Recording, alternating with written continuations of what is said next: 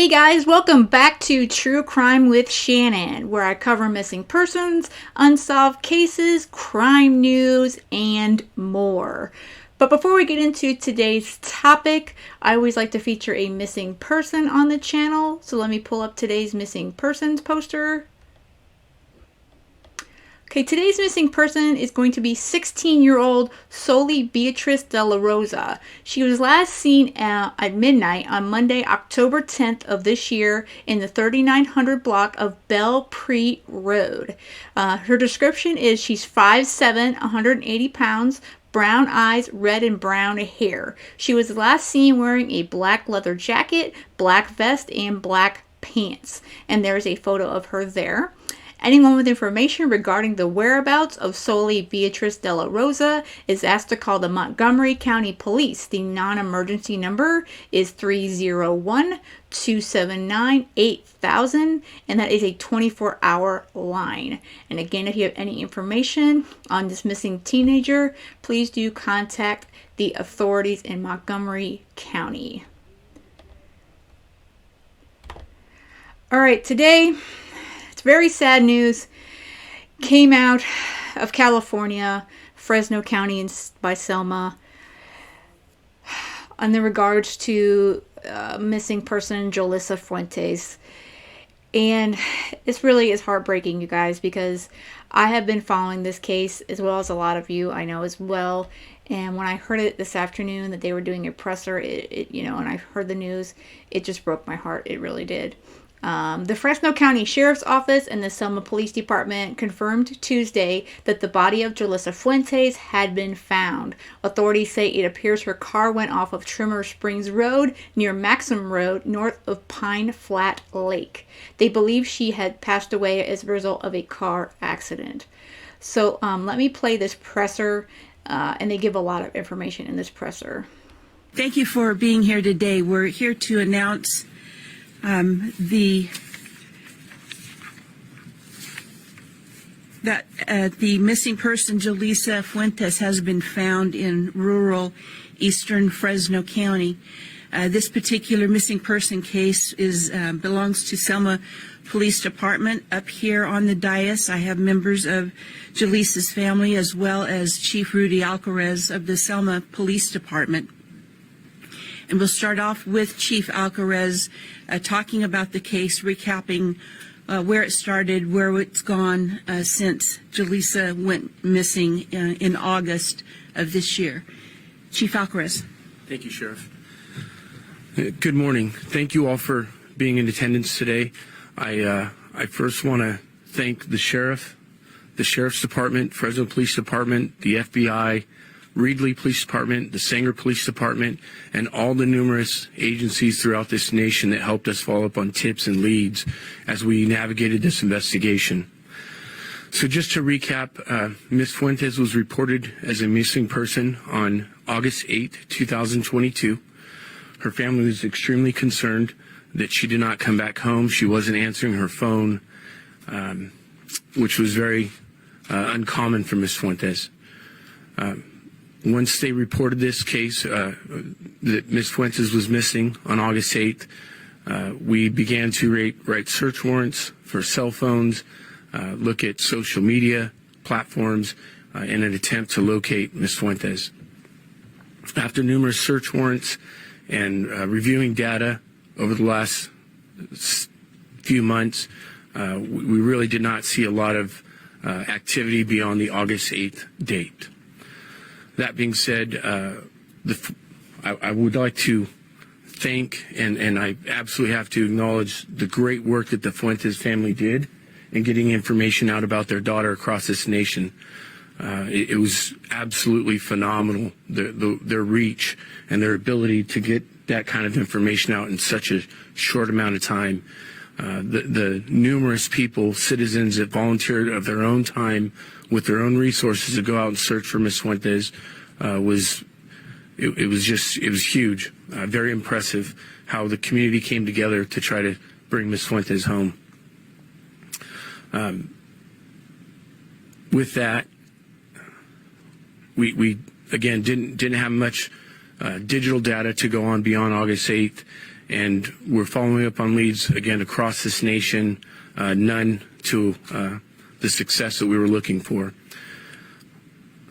Yesterday, we went back out to the Pine Flat area and were able to locate evidence that Ms. Fuentes was involved in a traffic collision, and her vehicle went off the side of the road, up off of Trimmer Springs Road, what I would describe as the northern part of Pine Flat Lake. At that time, we were able to come back and reconnect with the sheriff's office and the search and rescue team, who then went out last night till at least midnight and rappelled down a 250-foot cliff to recover Ms. Fuentes. So, again, this was a joint effort by all of our law enforcement agencies. Our investigators did a phenomenal job of researching tons and tons of digital data, trying to locate Ms. Fuentes, and we wish that there was, we had better news and that it wasn't such a sad time right now, if you will. I wish that we could have brought Ms. Fuentes home healthy. However, it appears that she passed during this collision.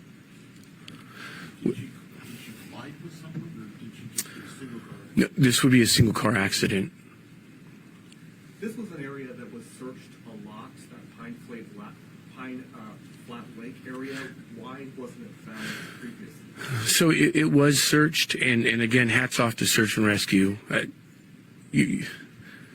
If you've been out there and you've walked and actually gotten out of your vehicle and looked at this area, you're talking about a vast amount of geography with heavy foliage, cliffs. Again, search and rescue was down 200 feet, and we couldn't even see them anymore, even with their flashlights.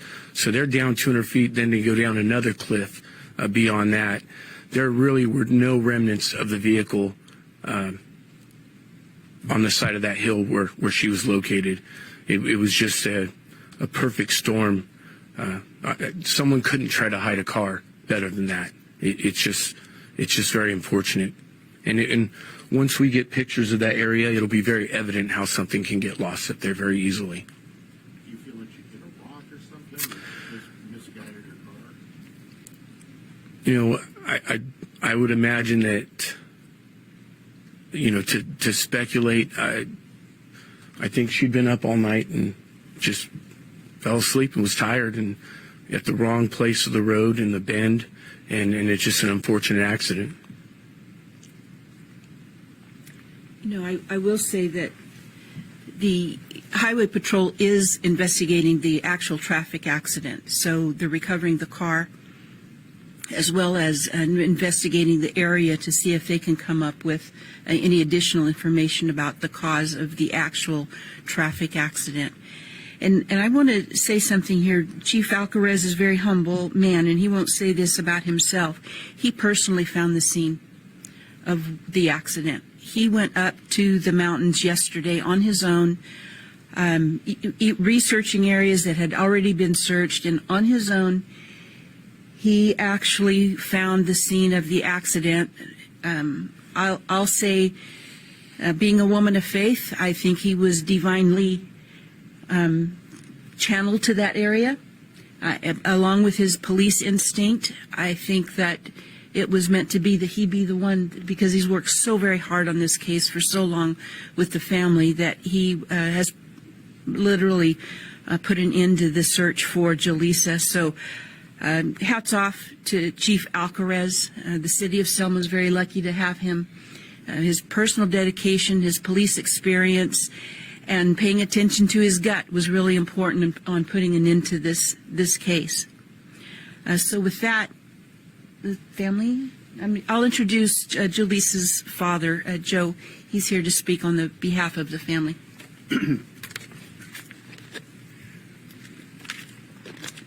Yes, my name is Joey Fuentes.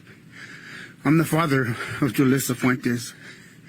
And first of all, I want to thank the community, not just the community, this whole nation.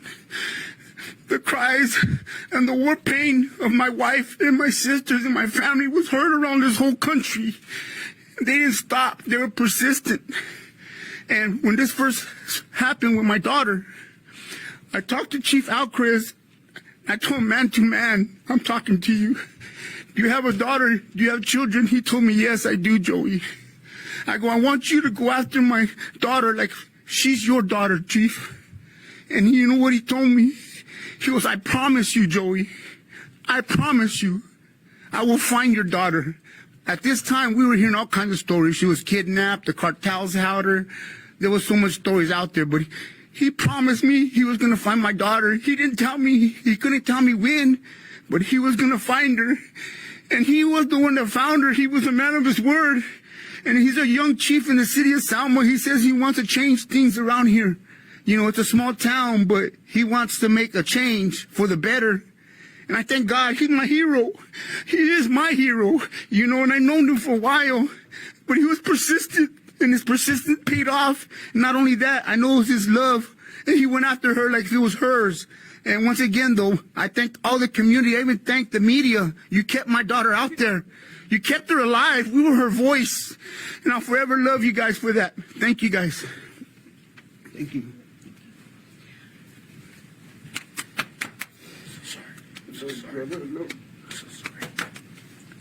So a little bit more about the area.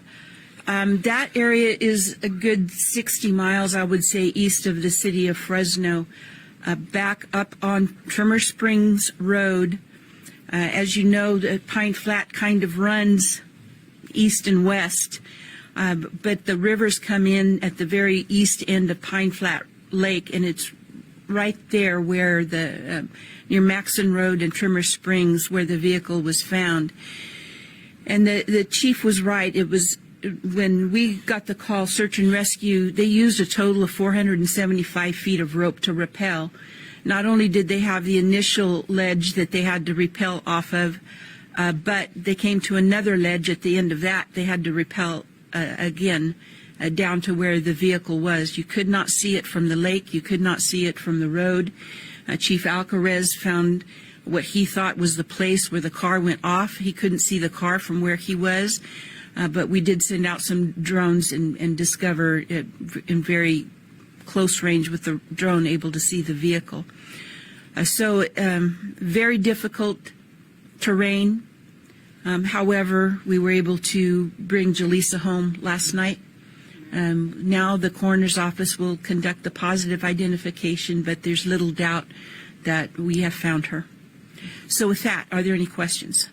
Chief, you said you went up there again yesterday. So Chief, come on over. What did you see?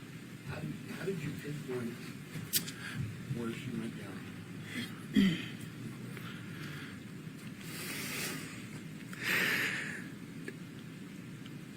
You know, our staff, we put an enormous amount of pressure on them. Their caseloads are huge. The search and rescue, I don't even know how many cases they've had this year.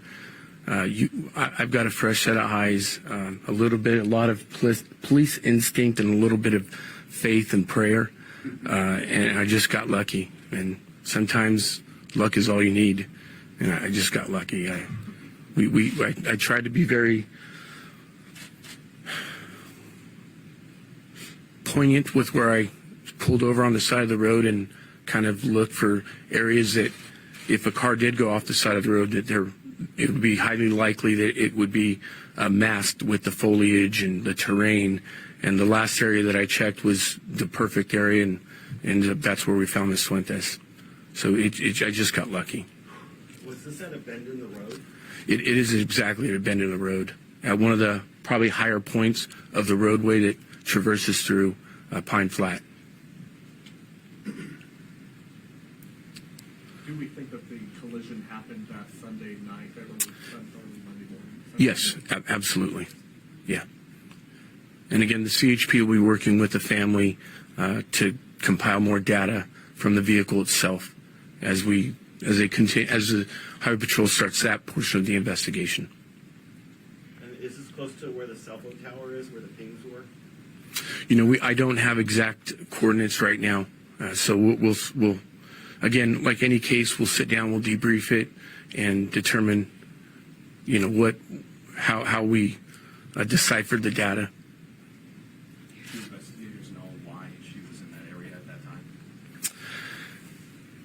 It's my understanding that Miss Fuentes really enjoyed the Pine Flat area, and anybody that goes up there, it's a beautiful place. It really is. It's gorgeous. And I think my best bet, she just went for a drive. Kind of like what I did yesterday. Just wanted to go for a drive. Chief, when you went to this last spot, what did you find? Any evidence on the side? Did you see anything when you were looking that might have put you to look down? Just it's a obviously the whole area is dried up right now. There's a lot of heavy brush. There were some tire tracks that you really can't see until you get out of the car and actually walk and get on. You're actually on top of it, and that's kind of what keyed me off and started to spend more time in that area. They looked like they just went to nowhere? Yeah. Yes.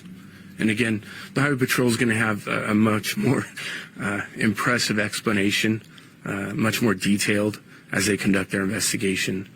Do we believe drugs or alcohol might play a factor in discretion? It would be improper for me to speculate. Yeah. Sheriff, I see the emotion on your face. I mean, it's good to have this closure, but that's a very heartbreaking update. Can you speak to that? Whenever law enforcement get these kind of reports, we're always hopeful.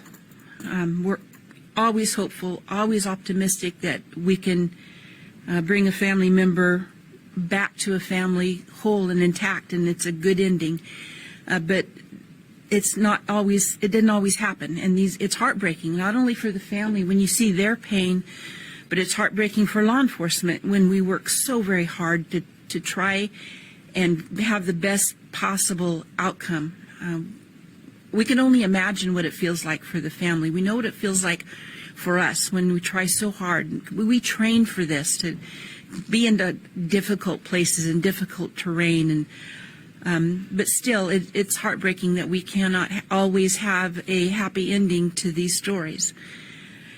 But what we are able to do is at least have an ending for the family, so that they know as much as we can possibly gather information for them to know that we tried our best. And again, kudos to Chief Alcarez, because it was above and beyond for him to have that feeling of needing to take a drive yesterday and ending up where he did, and ending up calling us saying, I can't see it, but it could be here. And he was right. We're grateful that we were able to bring, at least to this point, to the family that we have JOLISSA, and they're going to be able to have her where they want her now, at peace.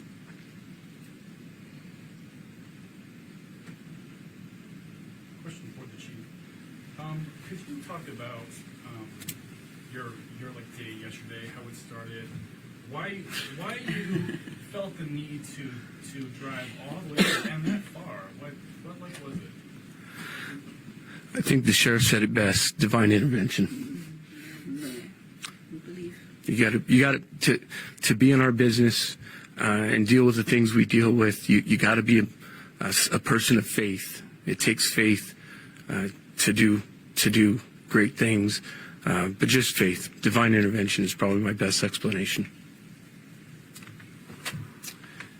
And if you have no more questions. Okay. All right. Thank you all very much. Thank you. So that was the presser today, and the father brought me to tears when I first heard him talk today. He really brought me to tears. And we, as YouTube creators and social media folks following this case and doing our best to keep her face and name out there, we don't know these people, but there's something, that brings you kind of closer to these families in some way.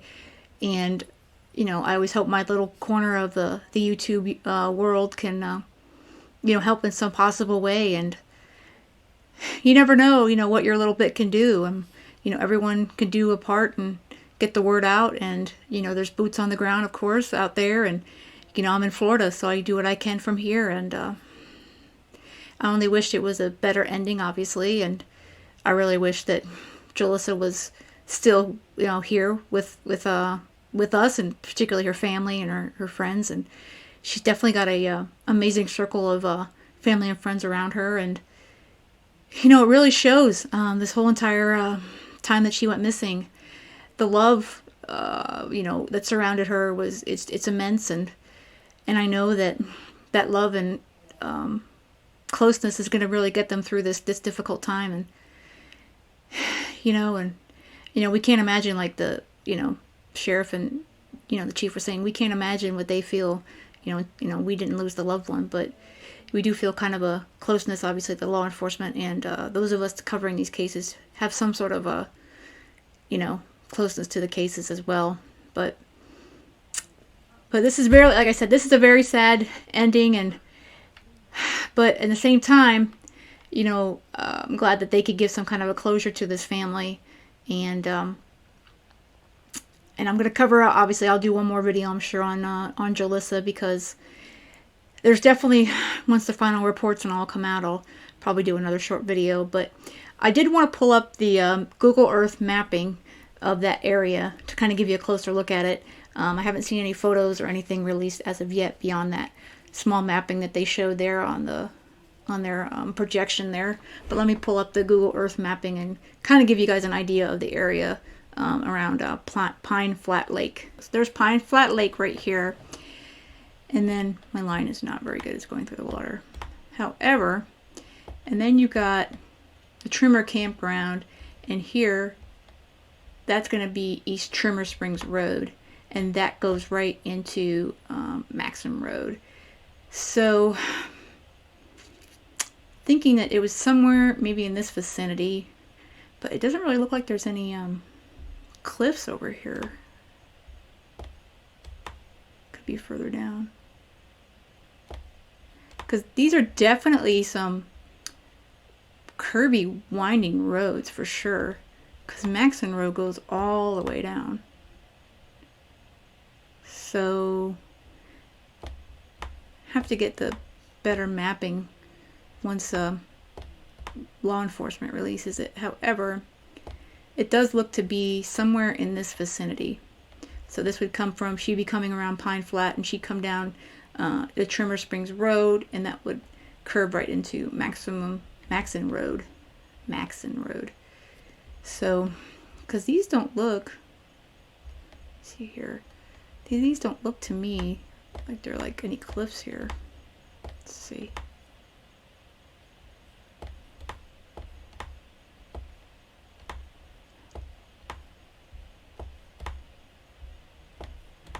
It's a curvy road. It's kind of hard to tell. So, yeah. But it's definitely, I would say, if you're tired, this could become a challenge for sure to drive in this area in the dark.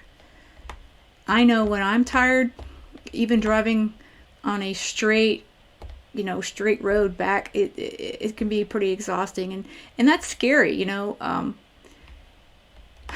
Being exhausted and driving, I mean, that's a scary combination for sure if you accidentally fall asleep. And this area looks to me like if you conked out even for a bit of a second in the right curve, that's gonna kind of be the end of that. So unfortunately, the only thing I could hope for is that she went quickly, you know, that it just kind of happened instantaneously for her. But it's a very sad ending to this case again, and my thoughts and prayers do go out to Jalissa Fuentes' family during this time. And yeah, so you guys let me know what you think in the comments, and yeah, and then I will post again the link to their official Facebook group if you would like to, if you're not in there already and you would like to send the family any kind words or condolences, if you want to do that as well. But that's going to be it for today, you guys. I hope you enjoyed the video, and with that said and done, have a great rest of the day, and stay safe.